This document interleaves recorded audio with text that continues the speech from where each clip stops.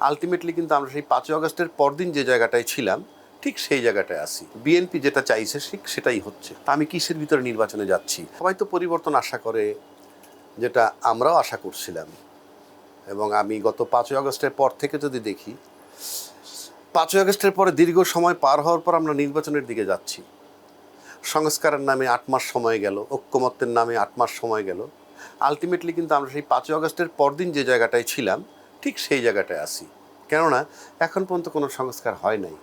গণভোট হইলে পরে হবে। গণভোট তাও যদি হা হয় তাইলে।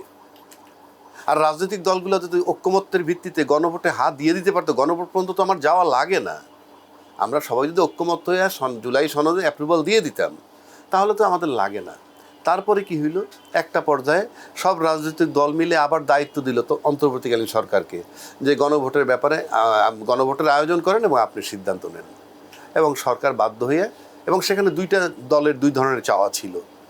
জামাতের তরফ থেকে বলছিল গণভোটটা যাতে আগে হয়, বিএনপির তরফ থেকে বলছিল যে না একই দিনে।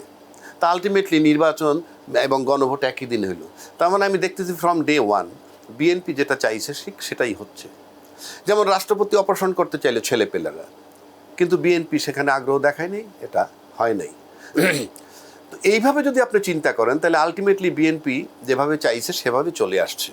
আস্তে আস্তে আমরা যে জায়গাটায় গেলাম, তারপর যখন নির্বাচনী তফসিল ঘোষণা করলো, ইট ইজ ভেরি পেইনফুল যে আপনি একটা নির্বাচনী তফসিল ঘোষণা করলেন, কিন্তু সংবিধানের কোন ধারার বা কোন অনুচ্ছেদের মোতাবেক আপনি তফসিল ঘোষণা করলেন সেটা আপনি বললেন না।